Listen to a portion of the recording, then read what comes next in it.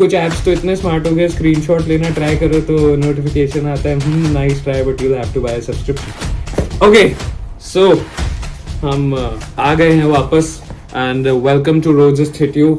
ऐसी आपको आदत नहीं है कि एक महीने में 2 वीडियोस आ जाए, बट हम उस आदत को तोड़ने आए हैं। यू कैन कॉल मी आदत breaker as well.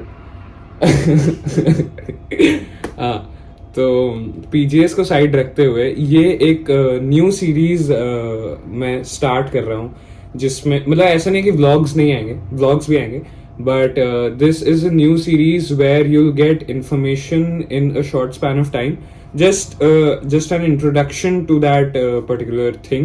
It can be anything from buying stocks to drinking water, मतलब रैंडम टॉपिक्स हो सकते हैं कुछ। बस एक चीज की गारंटी है कि कुछ ऐसा होगा जो बहुत ही अमेजिंग होगा, और उसको बहुत ही अमेजिंगली मैं पढ़ूंगा, और उसको अमेजिंगली एक मेरे वो कहाँ है बोला, अमेजिंगली मैं आपके लिए एक नोट्स बनाऊंगा, अपनी पूरी रिसर्च करूंगा, और उसके बाद अमेजिंगली आप लोगों को वो समझाऊंगा। और अमेजिंगली जब आप वो समझेंगे तो अब आप अपने ब्रो या सिस के सामने फ्लेक्स कर सकते हैं कि hey bro, do you know this? No she doesn't, so you know this and you can. Okay, so आज का टॉपिक है NFT। Now this is not a financial knowledge channel, या ऐसा नहीं है कि हम इसमें बात करेंगे कि इसमें आपके क्या फायदे हैं क्या नुकसान है। बस एक when I was introduced to this term तो मेरे को नहीं पता था NFT क्या होता है, एंड मैंने जब गूगल सर्च किया और चीज़ें पढ़ी तो आई थॉट कि this is a trending topic and people need to know about it. मतलब ट्रेंडिंग है तो क्यों नहीं, आपको नॉलेज हो तो उसमें क्या ही जा रहा है, वो भी एक छोटे से वीडियो से। तो सो NFT जो है उसका फुल फॉर्म से हम स्टार्ट करते हैं, that is non fungible token. अब नॉन फंजिबल क्या होता है? नॉन फंजिबल होता है कि जिसको आप रिप्लेस नहीं कर सकते हो। इसका मतलब अगर सिंपल भाषा में हम समझे तो ये है कि मैंने शर्ली को एप्पल दिया तो शर्ली मेरे को मैंगो देगी। ये एक ट्रेड हुआ, बट मैंने जो उसको दिया उसकी वैल्यू अलग थी और जो उसने मुझे दिया वो वैल्यू अलग थी। अब जरूरी नहीं है कि आप NFT ट्रेड करके खरीदो, आप पैसे देके खरीदते हो, और जो आपको वैल्यू मिलेगी वो एक यूनिक होगी। उसको अगर आप वापस कभी दोगे तो ऐसा नहीं कि आपको कुछ और मिल जाएगा। फॉर एग्जाम्पल बिटकॉइन, नाम तो हम सभी ने सुना है बिटकॉइन का, crypto currency, world's famous and largest crypto currency. इस पे वीडियो बनाना पड़ेगा। तो वो बेसिकली क्या है, वो नॉन फंजिबल नहीं है, वो फंजिबल है। क्यों? क्योंकि अगर आप बिटकॉइन बेचोगे तो आप ट्रेड करोगे तो आप मतलब बिटकॉइन में आप ट्रेड कर सकते हो, आप बिटकॉइन के बदले बिटकॉइन खरीद सकते हो, या बिटकॉइन को बेसिकली आप ट्रेड कर सकते हो। तो अब NFT हो क्या सकता है? रीसेंट ट्रेंड ये है कि डिजिटल आर्ट है NFT, but NFT can be anything from a meme to a curtain to a tripod, anything which has a unique value. और अगर उसके साथ उसको मतलब किसी तरह के तरीके से पॉपुलैरिटी मिल गई तो फिर it can be an NFT। तो या that's basically the introduction to NFT। तो अब what's in it for you, like NFT में आपके लिए क्या मतलब है NFT? तो NFT can be anything such as a drawing और अ म्यूजिक ट्रैक और एन AI, मतलब कुछ भी बना दिया आपने और उसको बेच दिया तो वो एक NFT हो गई, जो कि एक यूनिक चीज है। अब मार्केट में आपने जो AI बनाया है वैसे बहुत सारे AIs नहीं है ना, तो फिर वही एक NFT हो गई। और करंट ट्रेंड है डिजिटल आर्ट का।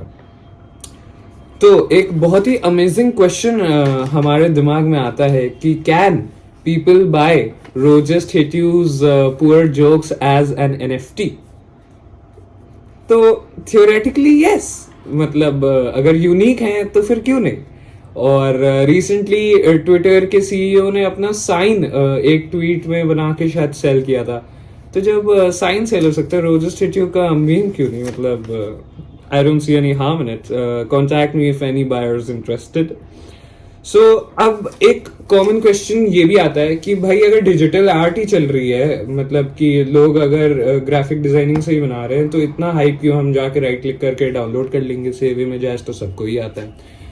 तो हाँ, कर तो सकते हो, कोई प्रॉब्लम नहीं है, बट उस इमेज में जो ओनरशिप राइट्स होते हैं, जो कॉपी राइट्स होते हैं, वो उसके बायर के पास ही होंगे, आपके पास नहीं होंगे। आप इमेज को यूज करो, हो सकता है जैसे हम कुछ इमेजेस यूज करते हैं जिसमें वाटरमार्क आ जाता है, चाहे आप कुछ भी कर लो। कुछ ऐप्स तो इतने स्मार्ट हो गए, स्क्रीनशॉट लेना ट्राई करो तो नोटिफिकेशन आता है, nice try but you have to buy subscription. तो ऐसे ही you'll be able to use the file in some way, but ownership आपको नहीं मिल। जैसे आप म्यूजिक सुन सकते हो, बट अगर आप यूट्यूब वीडियो में डालोगे तो आप पे कॉपीराइट आ जाता है ना। It's basically the same thing. So बहुत काम के हैं ये नोट्स वैसे।